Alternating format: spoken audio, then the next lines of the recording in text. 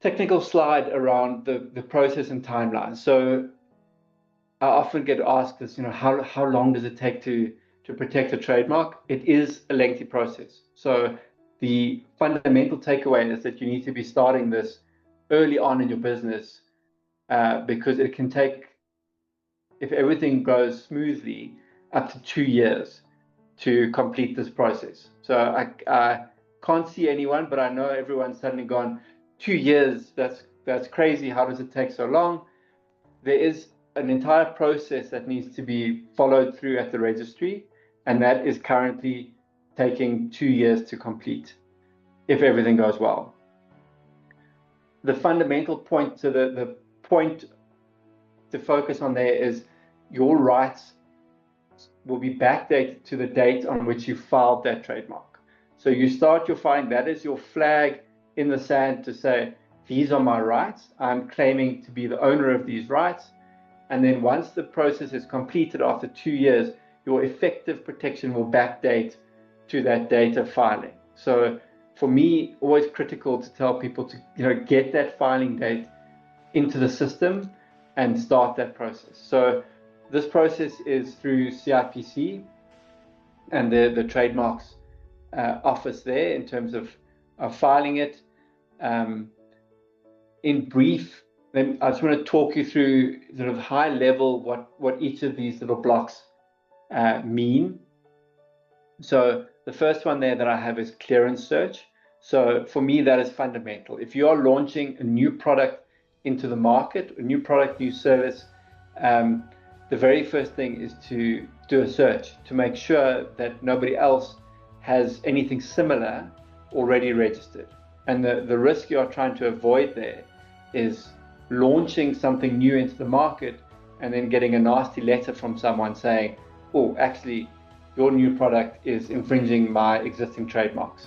So I believe it's a critical first step in any process, is to clear that hurdle to avoid those wasted costs that could be incurred by having to withdraw a product, redo labeling, redo branding. All that kind of stuff is a massive wasted cost that can all be, the risk can be largely mitigated by doing a proper trademark clearance search. Once the trademark clearance search has been completed and you've been given the green light by whoever's done the search for you, the next step is then to file the trademarks. Those get lodged, that's quite a quick process to lodge them at the registry. You then get a filing number for that trademark, and then the trademark goes into the system. So at this stage, the next step in that process is that the registry will then examine that trademark, and that step is currently taking between 10 to 12 months for the registry to conduct their own searches, to look at the trademark that you filed, and to decide whether there are any conditions for acceptance. So they could either refuse your trademark, partially refuse your trademark, raise conditions for why they'll accept it, or they can just accept it outright. So that is a critical step. And if I can just pause at this stage. So I deal quite often with people that have managed to file their own trademarks, and then they think that everything is fine. So they've lodged the application, they've got their number, and they think everything is great. And then they don't realize that in 10 to 12 months' time, they're going to get an email from the registry saying, okay, the next step in the process is the following. And they simply don't take that next step, and they think they're protected, but actually all they have is a pending trademark that's kind of going nowhere.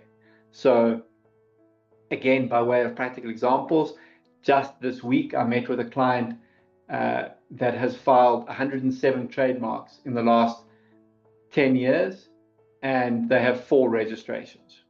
So of all those trademarks that they filed, only 4 have been completed through the process, and that's unfortunately because of their own inaction. They simply didn't take the next steps. So examination, critical step in the process. You'll get an examination report that will say you need to do the following things. That is then the compliance step, is when you write to the registry to say, right, we're talking here about trademarks that have been conditionally accepted, you'll then go back and say, yes, I accept these conditions, or potentially you could argue against those conditions, and then that sort of becomes a backwards and forwards with the registry. But let's say you've got a trademark where they've raised acceptable conditions, you've complied with those, the trademark is then accepted, and a formal document is issued for that. That document is then advertised in something called the Trademark Journal. The Trademark Journal is a book. It's about 1,000 pages that comes out every month, fortunately digitally now, that lists all the trademarks that people have applied for and that have been accepted by the registry. There is then a 3-month window in which third parties can potentially object to your trademark. So even though you've done a search, the registry said everything's fine, there could still be third parties that feel, actually, no, this is too close to what we've done, and they could try and oppose your trademark. If the trademark goes through that process without being blocked on an opposition, it then moves to registration, and that's typically sort of another 3 months after the end of that first. So from advertisement to registration is about 5 to 6 months. And then you've completed your 2-year process and you have your certificate of registration, which is ultimately what the whole process was about, and you can then use your R symbol. Just a further important point here is that trademarks are renewable every 10 years, and that's 10 years from the filing date.